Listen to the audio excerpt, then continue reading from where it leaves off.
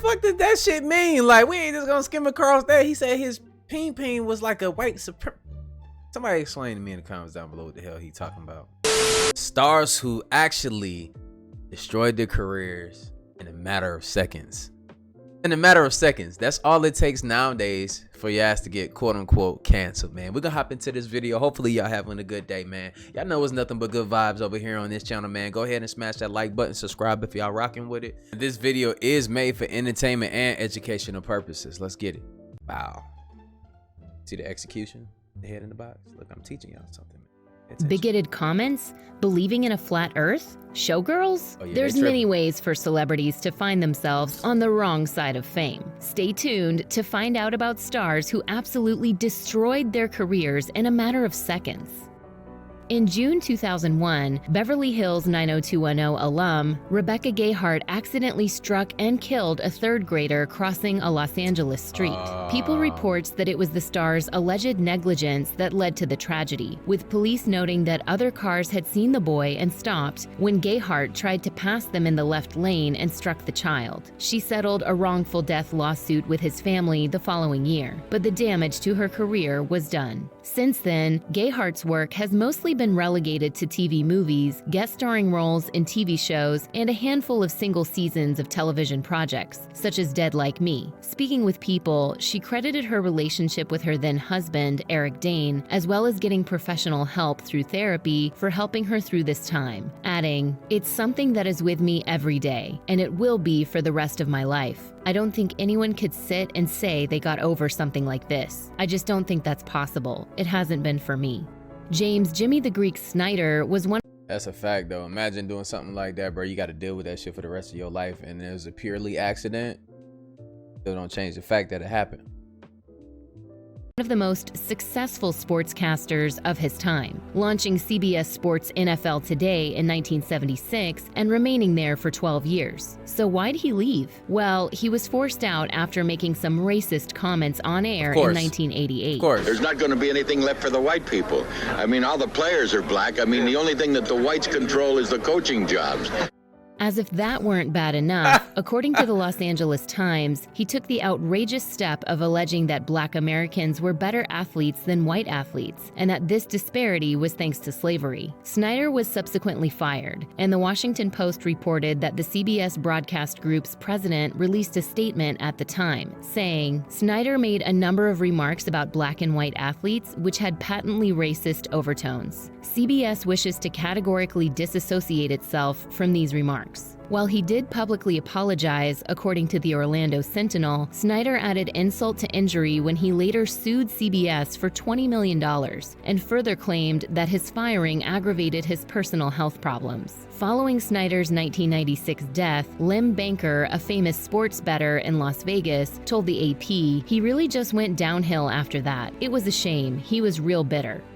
Brandy was an R&B and pop sensation in the late 1990s and early 2000s. Brandy. She had hit songs, won a Grammy for The Boy Is Mine, starred on a popular TV series with Moesha, landed a judging stint on the first season of America's Got Talent, and even boasted a doll in her likeness. But that all changed at the end of 2006. TMZ reports that on December 30th, Brandy was driving at 65 miles per hour in Los Angeles when her Land Rover accidentally hit a Toyota Corolla. People noted that this led to a crash that involved two other vehicles. Tragically, the driver of the rear-ended Toyota, Awatef Abu Diha, was killed in the accident. Brandy was not charged, but later settled a wrongful death suit with Abu Dia's two children, and her career never recovered after the tragedy. Her 2008 album, Human, was a commercial disaster. She lost her judging gig on America's Got Talent, and her brother, Ray J, essentially made the family notorious with his sex tape with Kim Kardashian. Not that Brandy's given up on her passion. That ain't had nothing to do with her career. While she wouldn't address the accident when she spoke with The Guardian in 2020, Brandy told the outlet, "Sometimes you get caught up in being popular and relevant, and that makes you lose the reason why you're connected to music. I'm scared of that. I don't ever want to get to a point where I'm doing music for the wrong reasons." Natalia Kills and husband Willie Moon were— I can respect that. I can respect that, though. You know what I'm saying? I definitely can. But Ray J ain't had nothing to do with her career going like that, man. I just think that it was a time like she was just getting phased out, really. Y'all know what happens all too often. We can keep going though, but she had a dope, crazy career, man. I used to watch her show all the time.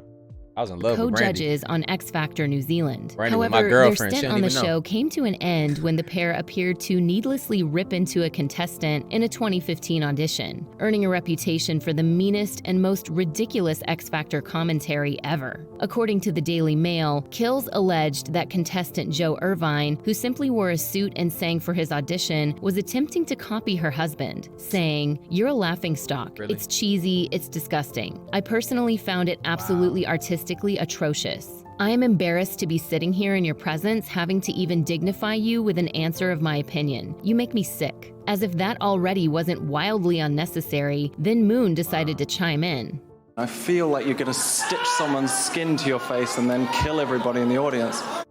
With these remarks, the couple effectively killed their careers. According to People, they were fired from the show, and they also received so much hate online that Kills dropped her stage name and went back to publicly using her real name, Teddy Sinclair. As reported by Paper Magazine, these days the couple performs together under the totally non-ironic band name Cruel Youth.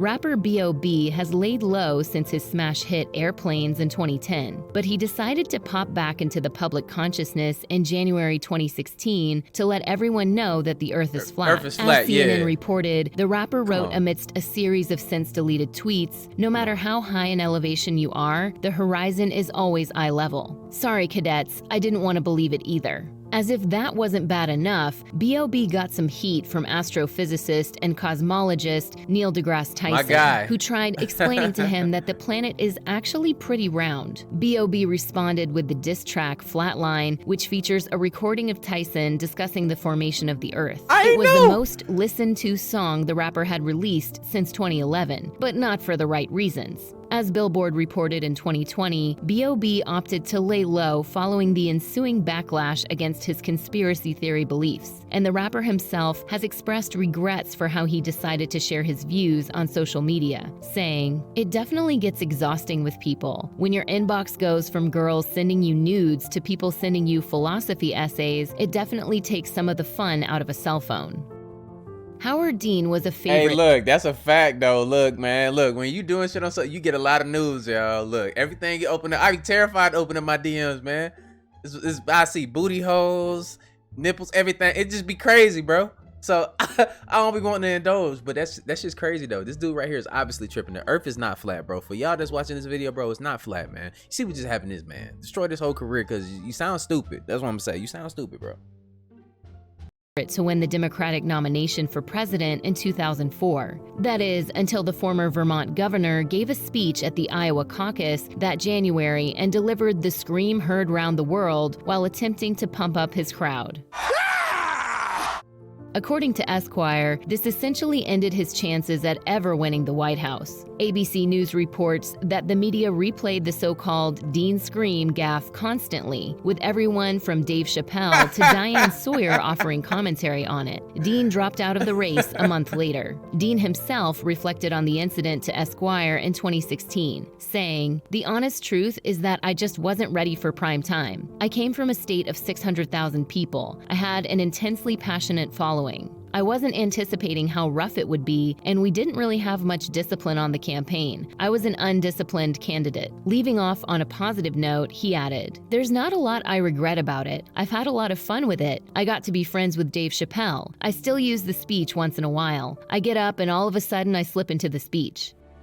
Troy Duffy is the director of the cult classic 90s film The Boondock Saints. His story is legendary. He wrote the screenplay on his breaks from tending bar and sold it to the since disgraced producer Harvey Weinstein of Miramax, who also offered to buy the bar where Duffy worked and sign it over to him as part of the deal. Inspiring story, right? Well, according to The Guardian, Duffy reportedly turned into, quote, "an abusive alcoholic megalomaniac who blew the deal after getting into an argument with Ewan McGregor." In the film Overnight, documentarians Tony Montana and Mark Bryan Smith tracked Duffy's admittedly disastrous mishandling of his opportunity, and later told The Guardian that it was the McGregor incident that soured Weinstein on the deal. After Miramax dropped the film, Duffy accepted a lesser deal that left him with no distribution rights, meaning that when the film attained cult status upon DVD release, Duffy got nothing. And though the film's underground success eventually led to a sequel 10 years later, it just barely made its money back at the box office and was also viciously panned by critics. Ray Rice's career ended in 2014. Hey, look, they gotta look with these movies, bro. Some things just better left alone, bro. They always trying to remake some shit or make a part 2, and it'd be terrible. Imagine if Bad Boys came out, right? Imagine if the next movie came out, bro, and it was trash. That would just ruin the whole Bad Boys vibe. You feel me? I think all movies, they did a good job though, but most movies just don't do it, bro. Stay in y'all lane. With a single punch, directed to his then fiancée, Janae Palmer. According to TMZ, the incident was captured on video, which includes Rice then dragging Palmer's unconscious body out of the elevator in which he attacked her. According to USA Today, Rice and Palmer married shortly after the incident, and the athlete avoided criminal charges by agreeing to enter into a pre-trial diversion program. But he wasn't so lucky with the NFL. His team, the Baltimore Ravens, dropped him immediately. According to Sports Illustrated, the league suspended him indefinitely. Although he successfully sued them, won a monetary settlement for wrongful termination, and was reinstated as an unsigned free agent. As of this video, Rice remains unsigned after years of begging any team to bring him on, even pledging to donate his salary to charities emphasizing education and prevention of domestic violence. During an interview with CBS This Morning in 2018, Rice said of watching the video, "I hate that person. I hate him." You know what's crazy though about this is it's kind of weird for me to see them walk together holding hands after we clearly seen this nigga knock her ass out in that elevator and shit. She just there for the bread. Keep going. Darkest moments, you know, I used to ask myself, how could she even want to support me? But a lot of people wondered that. Yeah. Before anyone starts feeling sorry for the admittedly repentant Rice, keep in mind that despite his fall from grace, Sports Illustrated reported that he still collected almost $27 million due to a contract he signed in July 2012. Damn. Everyone knows Katherine Heigl pretty much torpedoed her reputation with her remarks about the show that made her famous, Grey's Anatomy. But where Heigl's Grey's flub led to a slow career evaporation, co-star Isaiah Washington's resume took a kill shot when he got axed. The firing was due to a report that he used a gay slur while referring to co-star T.R. Knight while arguing with other co-star Patrick Dempsey, and then repeated the slur backstage at the Golden Globes. That's why we ain't seen him in nothing. 2007, and it would take 6 years for Washington to stage his Hollywood comeback. In 2013, he told HuffPost, "After the incident at the Golden Globes, everything just fell apart. I lost everything. I couldn't afford to have an agent. I couldn't afford to have a publicist for crisis management." Washington then laid low for years to escape from the negative media attention, claiming that a false narrative was created surrounding his on-set remarks. Washington is now back to working regularly, thanks to his own efforts rebuilding his fan base via social media and collaborating on independent projects during his blackball period. He even returned to Grey's Anatomy in 2014 for a single episode, but we're guessing he steered clear of certain colleagues at lunch. You know what though? Surprisingly candid. I feel like we need him though, for real. Like that's one person, like that's one of those people that play one of those roles where you got that comfort in seeing him in a role. Y'all get what I'm saying? It's like, all right, we expect for somebody like him to play this role. You feel me? Like he definitely got a crazy spot in Hollywood. But yeah, bro, hey man, a lot of these people, man, just be talking out the side of their necks from an emotional place, man. They might not mean it, but he might have. But damn, do y'all think that people's careers needed to be destroyed over these things? That's for y'all to decide in the comments down below. Interview with the New York Daily News, Showgirls director Paul Verhoeven did not mince words when he took the blame for his movie derailing Elizabeth Berkley's acting prospects in the mid-90s, saying, "Showgirls certainly ruined the career of Elizabeth Berkley in a major way. It made my life more difficult, but not to the degree it did Elizabeth's. Hollywood turned their backs on her. Verhoeven even attributed Berkley's performance to his direction, but he admitted that the film ultimately failed to convey his vision. Berkley has also publicly acknowledged the post-Showgirls destruction, notably during a tearful breakdown during a Dancing with the Stars rehearsal in 2013. Took a risk creatively and did Showgirls. You know, little did I know when it came out that it was going to be met with such criticism. But perhaps the saddest part of Berkley's confession was her admission that her turn on Dancing with the Stars was so empowering that it felt, quote, like some sort of sentence was lifted, revealing how she thought it would prove to be her big career comeback after 22 years of industry stonewall. Winning an Academy Award is usually a golden ticket to A-list stardom for the lucky few actors who win them each year. And with comedian Monique's win for her powerful dramatic turn in 2009's Precious, it seemed like she was destined for that track.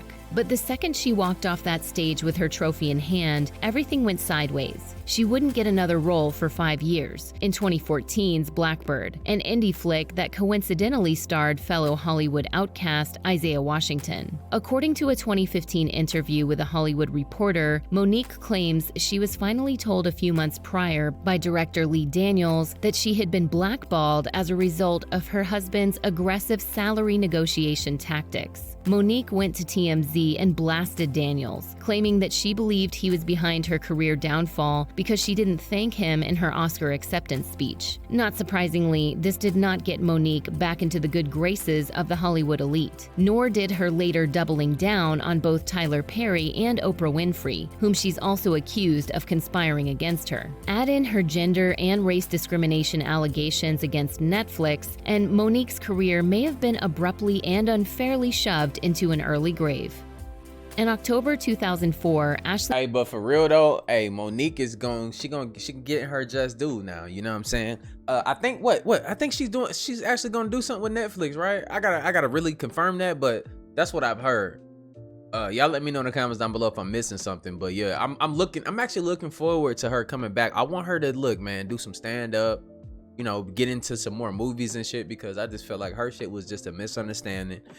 She probably felt like something was happening. Something probably was happening behind the scenes, and you know, they resolving those issues, because she's definitely a legend. She deserved her place, you know.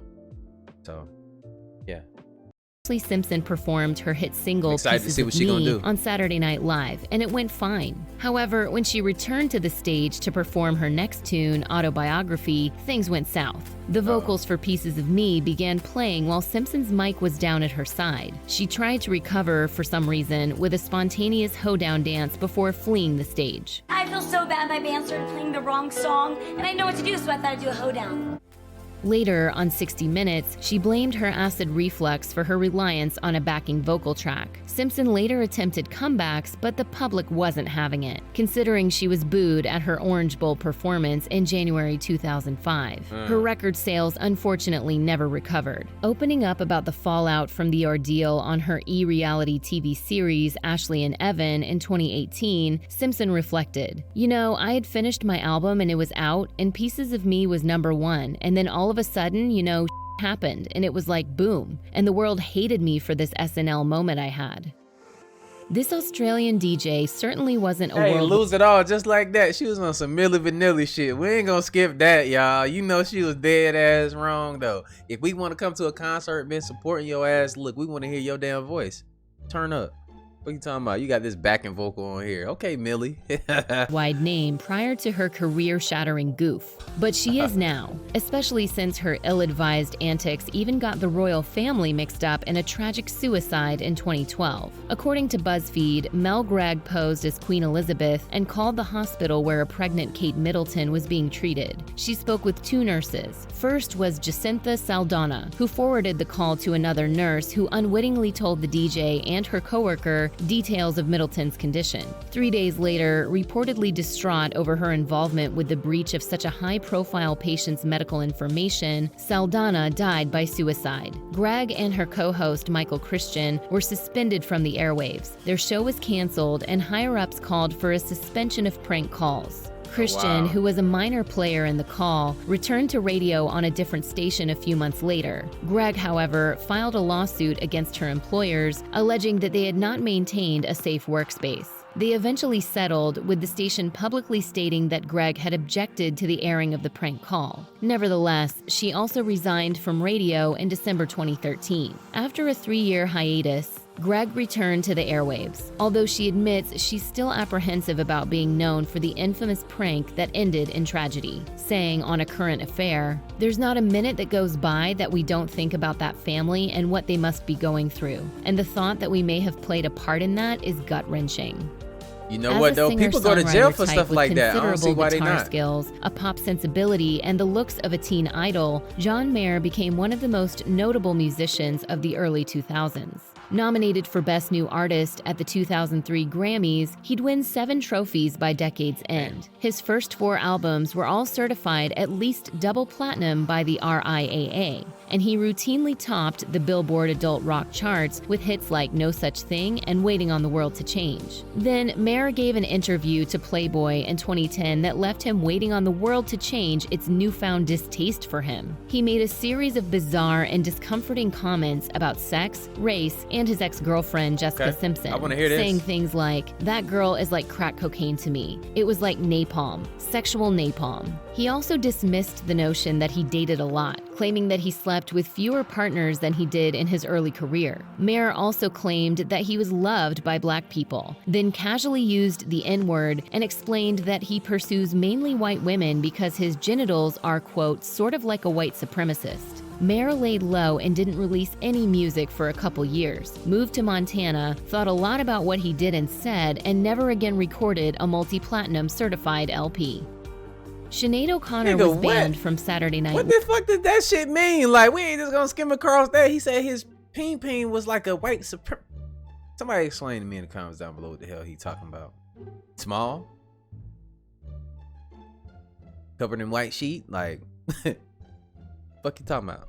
I'll move on. Live after she tore up a picture of Pope John Paul II during her a cappella rendition of Bob Marley's War in 1992. Because you can't talk about them white supremacists love black women. Fight the real enemy. But the sacrilegious act protesting child abuse within the church did more than just get the bald-headed singer booted from late-night TV. According to The Atlantic, O'Connor was instantly reviled. At one demonstration, a number of her tapes, CDs, and records were run over by a steamroller, and within a year, she had vanished from the popular music scene. Billboard offered a more egalitarian take on O'Connor's post-SNL career, stating that she did still successfully sell albums in the years that followed, though none of her songs ever made it back into the Hot 100 chart. And while it's unlikely that many can name a single Sinead O'Connor song outside of the smash hit Nothing Compares to You, everyone can probably cite at least 1 or 2 times she's made headlines in more recent years, Not me. be it her public and graphic pleas for sex or her Twitter feud with Miley Cyrus. Nigga, what? Album sales or no, O'Connor has been nothing but a provocateur for decades now, a choice she made when she left her music career in tatters on the floor right beside that photo of the Pope. She later wrote in the Washington Post, "I knew my action would cause trouble, but I wanted to force a conversation where there was a need for one. That is part of being an artist." Gary Busey was an acclaimed actor in the 1970s and 80s, even nabbing a Best Actor Oscar nomination for his titular role in 1978's The Buddy Holly Story. Unfortunately for the star, a stubborn stance and an instant disaster ended his shot at ever returning to that stratum of success. People reports that Busey was an outspoken advocate against motorcycle helmets for years, despite a lot of data showing helmets prevent death and serious injury to riders and accidents. Fast forward to December 1988, Busey was involved in a motorcycle crash without a helmet. He needed hours of neurosurgery. Hey, you know what's crazy though? I never knew this dude's name, but I've seen him in practically every fucking movie. But okay, that's what's up. Like, to remove blood clots from his brain. As he told the outlet, it was a critical situation. The right side of the brain, where the damage was, controls verbal and musical skills, emotional expression, and the ability to recognize visual patterns. After the operation, I couldn't talk, walk, swallow. I had temporarily lost my fine motor skills. I learned later that 50% of patients with head injuries like mine die. Thankfully, Busey survived, but after the accident, he struggled with drug addiction and still refused to wear a helmet. His career since the crash has been relegated to cameos and television work, landing no leading roles in anything beyond C-level straight-to-video fare. According to Billboard, following the Sucks. success of secretly lip-syncing European musical act But look, man, look. Your actions got, you know, consequences, man. Like the nigga ain't want to have no helmet. He want to keep riding out here and speaking out against helmets, which we all know is very dangerous. I don't even know how I need to explain this. And you see what happens, bro. Stand on that, though. Stand on it. M in the 1970s, producer bad. Frank Farian attempted a similar charade by hiring some studio singers to record an album's worth of dance pop. He then recruited dancers Fab Morvan and Rob Pilatus to serve as the faces of Milli Vanilli. Despite how Morvan and Pilatus' speaking voices in interviews sounded nothing like the singing or rapping on their songs, record buyers didn't seem to notice or care. Lead single Girl You Know It's True was a huge hit in Europe, and Arista Records released the duo's debut album of the same name in the US in early 1989. It spent 8 weeks atop the Billboard albums chart and generated 3 #1 hits. Milli Vanilli appeared on a Club MTV package tour that summer, miming to pre-recorded tracks. During a Connecticut show, the tape jammed and blared from speakers while the duo danced and vamped for a moment before fleeing the stage. In the pre-internet age, news of the mishap spread slowly, but by November 1990, Farian was forced to publicly admit the ruse. Morvan and Pilatus subsequently appeared at a press conference to return their Grammy Award for Best New Artist. Pariahs of pop culture, Pilatus and Morvan resurfaced in 1993 as Rob and Fab, with a self-titled album full of their real singing voices. According to Milli Vanilli's Behind the Music episode, the independently released record sold just 2,000 copies. In 1998, 32-year-old Pilatus was tragically found dead in a German hotel room of an accidental overdose. Comedian and actor Brian Dunkelman first started I didn't know they was dropping music after all that shit had happened, when they was burning they fucking CDs in the middle of the city and stuff. Like, that's crazy, bro. These dudes was dressing like, you know, 13-year-old girls and stuff like that with shoulder pads on and suits and shit. That was the sexy back then. That shit's fun. That's why I was laughing at y'all. That shit's funny. And niggas are dressed like the Nutcracker with long ass dreads. This shit's crazy. It's different. Gigs in the late 90s and early 2000s, appearing in roles on sitcoms like Dharma and Greg and Friends. Then, in 2002, he was hired to co-host a summer replacement series for Fox, a progressive reality TV competition looking to discover and anoint a new pop music singing sensation. With co-host Ryan Seacrest, Dunkelman hosted the first season of American Idol, which launched Kelly Clarkson to superstardom. It could have sent Dunkelman's star rising too, as the show soon became the #1 series on TV and ran for more than a decade, had he not left after just 1 season. Dunkelman told Variety in 2016 that while he suspected producers might fire him in order to have Seacrest host the show solo, he quit instead, saying, "I wanted to have an acting career, and I knew that leaving when I did would give me the best shot of accomplishing that. Still working on it." So a lot of people think that I made the biggest mistake in the history of television. I don't agree. I think I might have made the biggest mistake in history. Following electrifying early rock and roll stars like Elvis Presley and Little Richard, Jerry Lee Lewis was an ascendant superstar in the making. Lewis would work crowds into a frenzy with his frenetic piano playing and hot and bothered singing style. In 1957 and 1958, he hit the upper reaches of the American pop, country, and R&B charts with a string of rock-formative classics like Whole Lotta Shakin' Goin' On and Great Balls of Fire. In May 1958, according to Ultimate Classic Rock, the 22-year-old Lewis embarked on a UK concert tour and brought along his new third wife, the bride, Myra Gale Brown, Lewis' 13-year-old third cousin. According to the Daily Mail, Lewis initially told the British press that Myra was 15, but once her real age was discovered, the police interviewed the couple. He was asked to leave his hotel and his tour was cut short. As Rolling Stone reports, the two stayed married for 13 years and had a couple of kids together, but Lewis was never able to gain back his rock star status. While he'd eventually be inducted into the Rock and Roll Hall of Fame for his early work, Lewis only ever had one more top 30 pop single after the marriage to Myra. If you or someone you know is dealing with domestic abuse, you can call the National Domestic Violence Hotline. Look, that hotline right there, y'all go ahead. Look, I want to keep that right there for a second because that's a real thing, man. You going through some shit, really call that number. If you know somebody going through a thing, you know, definitely call that number right there, man. if y'all need help of any sort, man, never feel too big or too proud to like get help, man. That's what we here for, you know. You feel me? Like, yo, you know, God only give you so much that you can take, you know. He doesn't give you too much, man. Even if you feel like it's too much, you can definitely push through it, man. You can see it through me, man. I've been through tough times.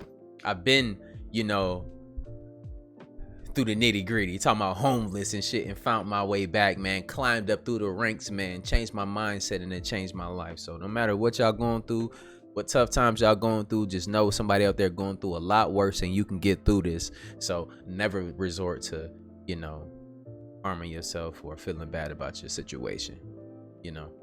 But look, man, I enjoyed this video right here, man. So make sure y'all go ahead and subscribe if y'all made it to this part of this video. Make sure y'all notifications is on soon as I drop these videos, so y'all can get the notifications. You know what I'm saying? I appreciate y'all for chilling with your boy, rocking with me, and I'll see y'all in the next video. Sign up for the Patreon if you haven't already. We're watching the dope series, you know what I'm saying? And I will be dropping videos on the crypto market too as well. The crypto market is down, so it's not too much to talk about, but I'll see you in the next video. And like I always say, spread love, because it's too much hate in this world. Love you guys. See you in the next video, and I'm out though. Blah.